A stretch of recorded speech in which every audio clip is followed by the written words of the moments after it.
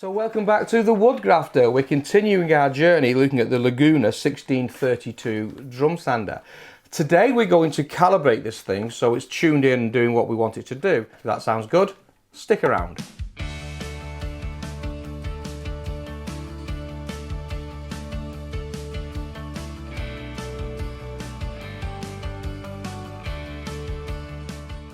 Now the Laguna's got another trick up its sleeve. We spoke in the last video that this is actually open-sided, so I can do a board the size of the conveyor belt, or I can do a board twice as wide as a conveyor belt by simply turning it round. And just here you can see, just behind the motor for the conveyor belt, there's this small adjustment lever, and you can see that's pretty slack at this moment in time. Now this adjustment lever just rests on a square bar that runs under the support for the table, and when you push that down, which we can't do yet because I've not adjusted that, it just lifts up ever so slightly, and I'm talking fractions of millimeters here, this side of the conveyor belt. So if you're doing a board that's twice as wide, it leaves a slight hump in the center, and then when you turn it round, that hump gets sanded down, so effectively it sands the center twice. Now without that small feature and that small adjustment in place, when you turn your board round, you'd have a sanding line in the middle of your board. So it's a feature that essentially takes out the drum out of parallel to the base. And that's okay, so it sands off more here than it does on this side. Then when you turn it around, it then resands that same high spot, which brings it down into true. And it's very, very simple and very, very clever. And all the reports I've seen about it, it works incredibly well. We'll have a look at that, we'll put it through its paces. But the reason I point it out, I want this belt here to be parallel to my drum when that is not interfering, when it's upright and it's loose, so it hasn't raised this side of the bed. So that's why I just point that out to you at this point. So we're now going to calibrate this, so this bed is parallel to the drum. Job one is we want to remove the abrasive, so I'll just take off my little red safety catch, push in the knob, pull this up. Now the things that holds the sandpaper on is a small clip here at the side, and I just lift that up, releases the sandpaper, and then that then unwinds, clip here, and out it comes.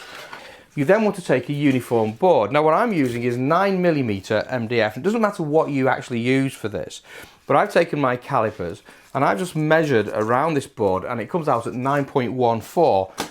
Importantly, it's uniform. It's uniform all the way through. So I'm taking my stock, my uniform stock, and I'm just putting it on the inboard side. The inboard side is the side that's near all the gubbins, the motor, the adjusters. I'm just going to wind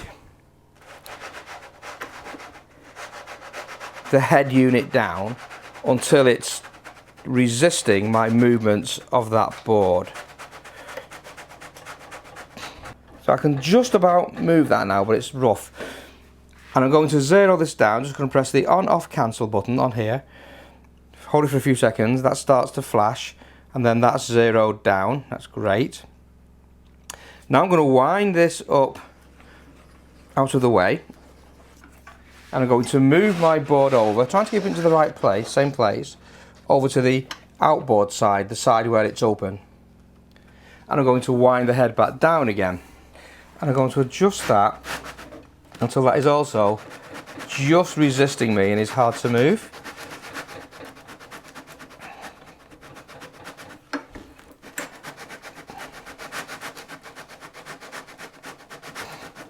That rocking, I've not got the wheels locked in at the moment, that's why it's just rocking a little bit. And that's going to be about there.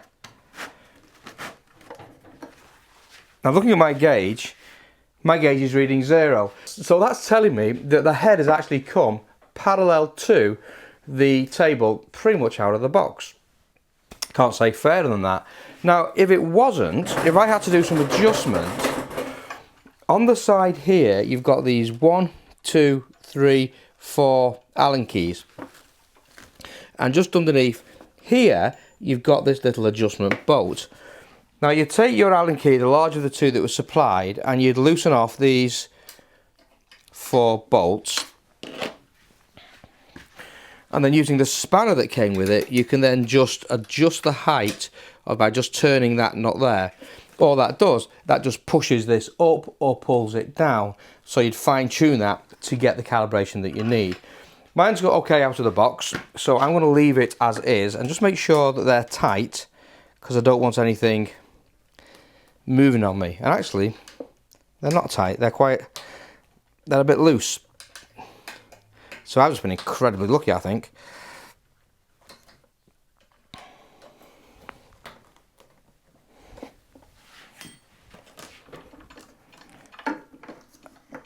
But I'm just going to check it. I'm just going to bring this back down to 0 on the scale. Now I'm actually adjusting this in 0.1mm increments, which I guess is nice. In my woodworking, you'll hear the phrase an awful lot, roundabout, kind of, nearly. So 0.1 is quite nice. I just want to check at that 0 mark on my gauge here that I've got the same amount of resistance across the plates. Yeah, and that feels good to me, and that feels good, so I'm happy with that. Made a bit of a mess of my beautiful black belt, mind you, but I'm happy enough. Okay, so the next thing I want to do is to put the sandpaper back on.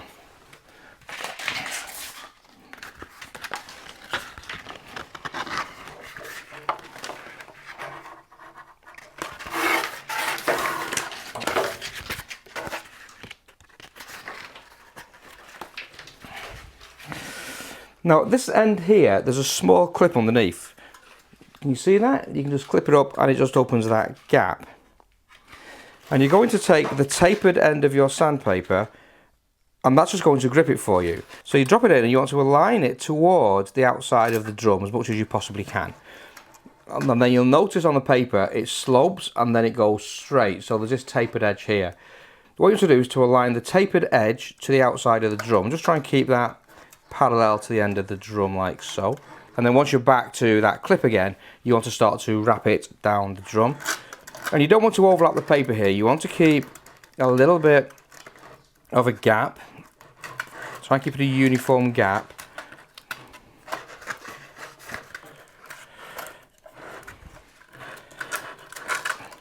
Just run that across the drum like that. Once it gets going, it sort of kind of finds its own place, so to speak.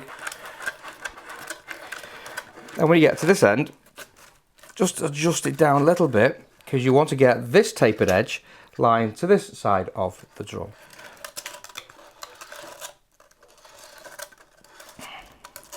And then you come to this clip here. Now I've never seen this little device on YouTube either, on training videos or any of the Laguna videos, but this apparently tensions the paper. Now the way you use this, apparently, I've not done this before, on this clip, on the handle that you'd use to lift it up, there's a small hole, and you're going to hook that hook into that small hole, like so. And once you've got that hooked in, you take your paper and you're going to push the paper into the hole, but you want to bring the paper back on itself underneath the drum. So I'm going to make a small curve on the paper, and then when you're more or less happy, push the paper in, tuck it under, and then you can hold the paper in place with that clip.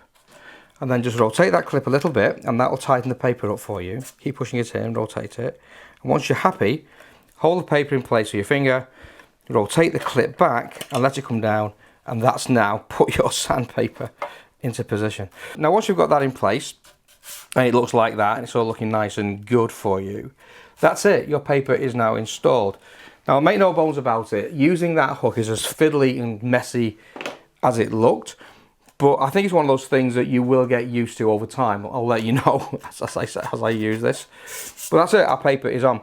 Now paper does stretch over time in use, so this will get longer. So we might want to revisit that tension on a regular basis and just recalibrate it. Having said that, it's a sanding machine. And just because it's a sanding machine doesn't mean we're not going to use good practice.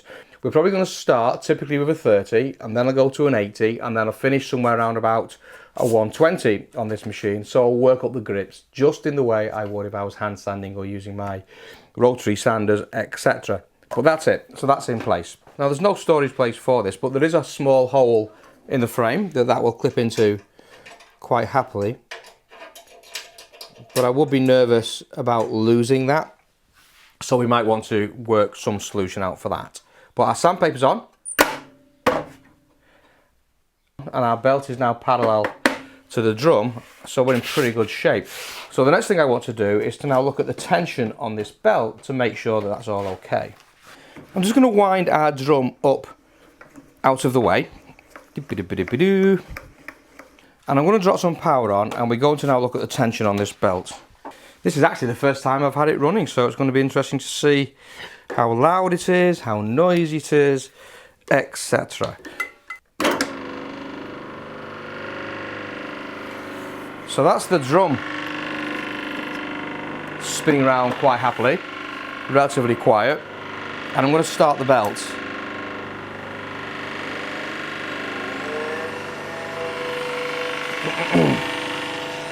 We'll just do our normal decibel check here on the tool, although it's quite quiet. Okay. That's coming at an average of 76.3 decibels. It peaked at 79.2. Now obviously there's no strain on that, it's not doing any work, it's just running. What I've also noticed is that this on off button only affects the drum. The belt is independent and it's on this control here. Now what the instructions are telling me, I should not be able to get this belt to slip. If I put pressure on this belt, it shouldn't slip. So let's give that a go. Now there's no way that I'm going to get that belt to slip, and apparently that's a test. You put pressure on the belt, if it slips you need to tighten it up, and you just want the belt tight enough so it won't slip once you've got your hand pressure on. So our belt's okay, it's tracking well, it's nice and tight. If it was too loose, I would use these little adjustments here. That simply moves this roller forward or pulls it backwards, depending on what you want to do. You want to get enough tension on that so when you hold it down with your hands and it's running, the belt doesn't slip. If it slips, it's too loose. But equally, you don't want it too tight. So you should be able to still lift this belt up with your hands, as I can there on either side of it. And that's about right. That's probably about the right sort of tension. If you have it too tight, the belt could well slip in use. And you can replace them, but that's a mess and expensive. So why would you want to? You can also adjust the tracking. If you've got your belt in place and it keeps drifting off to one side or to the other side, you can adjust the tracking of this, and that's simply just tighten up one side. If I just use this bolt here, this side would come out more and the belt would track off to the left. If I use this bolt here, this side would come out more and the belt would track off to the right. So if you do have that problem where the belt's tracking, you can adjust that as well. But to be honest with you, out the box, this one is beautifully perfect. Now the final thing I want to do is to zero in the gauge, and that's really quite simple. I'm just going to turn this to the quick set, and I'm going to lower this down until it's just touching the belt, or I can feel it touching the belt, which is there. And then I'm going to back it up so I can just see daylight about there, and then I'm going to put it back into the fine adjust position. So now what I'm going to do, open up this, unplug it from the mains, because I don't want to hurt my delicate hands, so it's unplugged from the mains. And you can actually rotate this pretty freely. So I'm going to lower this down until I hear it scratching on the belt.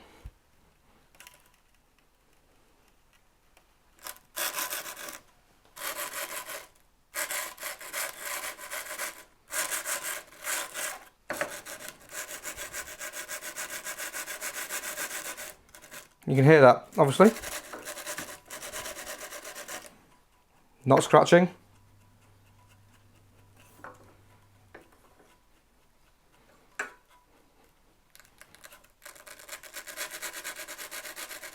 Scratching. And once it's scratching, that's pretty much zero.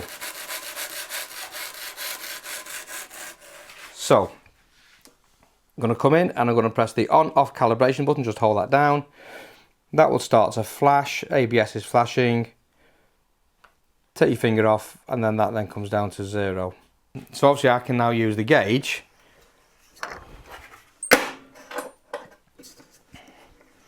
to set the thickness of my board, which is exactly what we're now going to try and do. So I've just got a sample piece of stock here. It's nice and flat on one side, but you can see where I've used a bandsaw, it's got the usual bandsaw lines. I just wanted to run this through and see what it looks like. Going to the quick setting, just lifting that out of the way, dropping my stock in, drop the head down so it rests on the stock, and you can feel it there, you can feel it hitting, and that's telling me it's 20.9.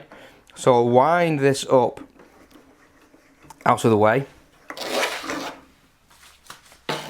and let's see what it looks like.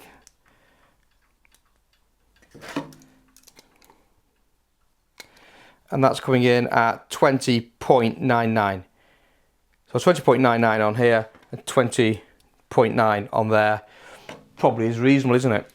But the big test is, let's set this. So we know it's 20.9. So we bring this down to 20.4 from its 20.9 setting, and then we'll bring it down to 20. So I'm taking it down in 0.5 millimeter increments. That would seem to make sense. I'm going to drop some aircon on this and we'll see how we get on. Now the other thing we've not spoken about on this, it's got a feature called IntelliSand.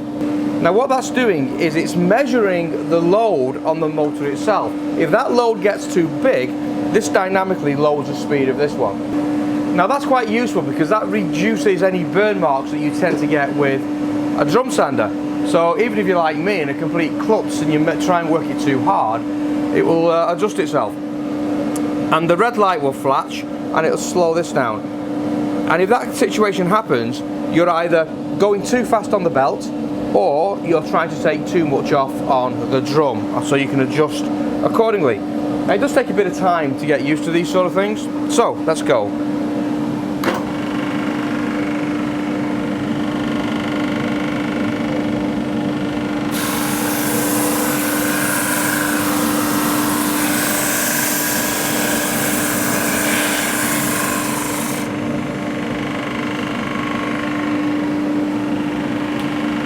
Now I'm going to take it down to 20.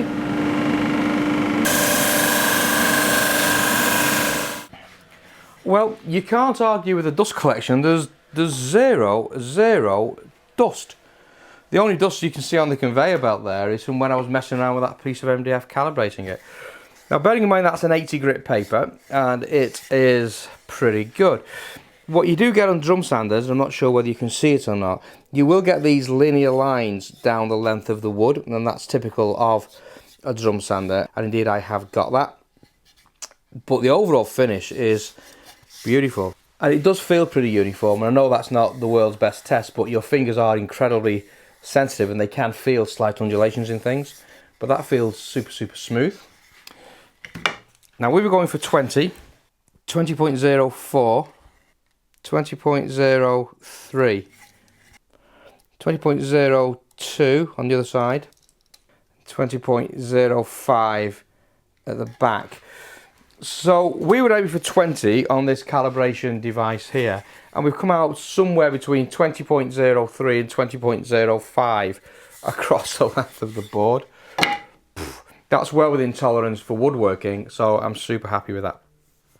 Next thing I want to do is to drop the in feed table and the out feed table on this and get that lined up. Let's look at that. So in the kit we get some instructions. We get 2 bags of spanners, 2 support frames, so 2 of these, and the table itself. All seems to be stainless steel, which is great. And great news for us, we get some more polystyrene and loads more plastic to help the environment with, so that's cool. So let's see what we do. So the first thing we do is we actually connect the frame to this base. Now we don't actually mention it, but this actually in Time Machine sits on a cast base, and it does feel as if it's cast iron, and it certainly is heavy enough. And that's fantastic because that gives this a lot of rigidity, so it's not going to twist in use. But on that cast iron frame, here and here, are a couple of threaded holes. And these frames just simply bolt into those threaded holes. In the kit, we get these black Allen keys and we get some washers. That's what we're going to use. No spanners, nothing like that provided, so we need to go and find something that's going to fit. Now this here is the frame. Oh, quite heavy actually. And all we're going to do is to bolt through that hole there and that hole there into those threaded holes underneath there. Now there's a right and a wrong way for this. There's a convenient caution label here, so have that facing upwards. Simple as that.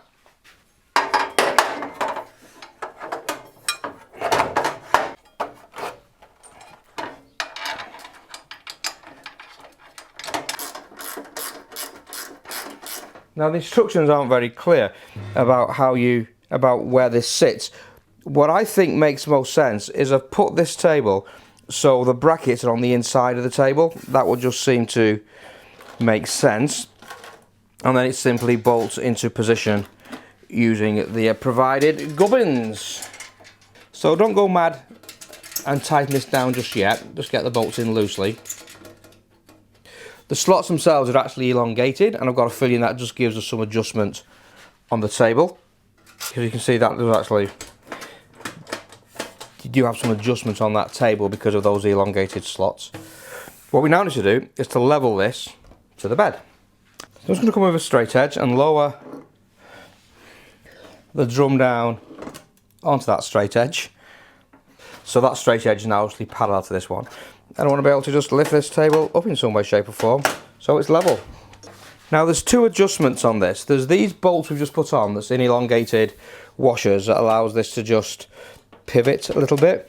And then there's adjustments under here. Now the adjustment for this is really simple and really crude. Can you see here there's an Allen key, there's one there and there's one there. And obviously the other side of the Allen key is on the other side of the frame. One there and one there. Now that is a 3mm Allen key. So the idea is really simple. You've bolted this to the frame underneath as we've done with this one. And then if you want to lower the table, you wind that in and that just pivots forward. If you want to raise the table, you wind it out. So it's that simple. I've just realised I've got these large hex drivers and the 8mm one does actually fit in those big bolts underneath, which is superb. So I'm going to bolt these two bolts here on the table down first of all, and just to put them tight, I'm just going to push the table at the back here onto those frames so I know those slotted holes in the same place, and tighten this up. And then I'm going to loosen the big bolt underneath, and I'm going to wind that small Allen key in underneath until the back of the frame is flush with this. I'll then do exactly the same on that side. Then I know that this edge is in line with this belt. And then I can use these front adjustments here to lift the front of the table up. And that should, in theory, get where we need to get to. So first job, push this down and tighten at the back. The ones on the table here seem to be 11mm. That's that one. So I'm just loosening off the two big Allen keys. And now I'm going to wind this adjuster in here until the back of the table is just touching my black thing here, which seems to be good on that side.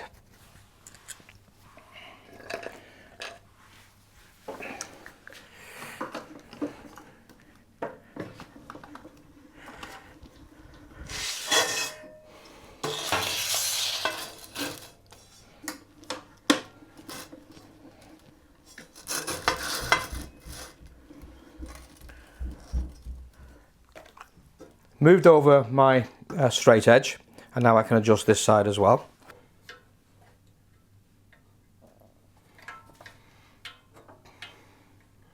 Looks good. And now I'm going to nip up the black Allen keys. Make sure that's nice and tight.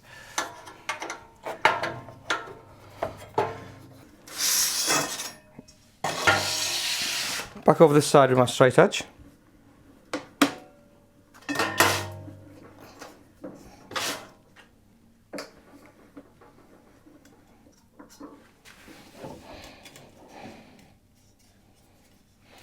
That's all looking good. Now I can tighten this side down.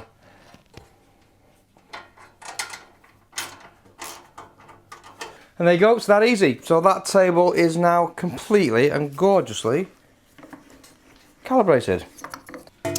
On these brackets themselves, there's these little buttons. There's one on this side here, and there's the same on this side. You just push those in, and that slides nicely down out of the way, which is pretty good for storage. What more do you need? So I'll now drop the one on the other side, exactly the same technique. So there you go. Everything is now set up, calibrated, sweet as a nut, and ready to be put to work in the Woodgrafter workshop. So that's it for today. So in the final video, we're going to put this through its paces as part of the workflow for making an end grain cutting board. And yes, it is exactly the same cutting board I used on the table saw series to put that through its paces. So you're going to see this flatten off a 1.4 meter laminated maple board, a face grain laminated board, and then once I chop that board up and glue it back together, you're then going to see it do a 50mm thick end grain maple cutting board that's wider than the capacity of the machine. If it manages that job good enough to laminate things and good enough to do that wide board and keep everything flat, I think we can give this a really good endorsement. So look out for that. It'll be out soon. I hope you find this useful, and I'll see you next time on the Woodgrafter. Take care.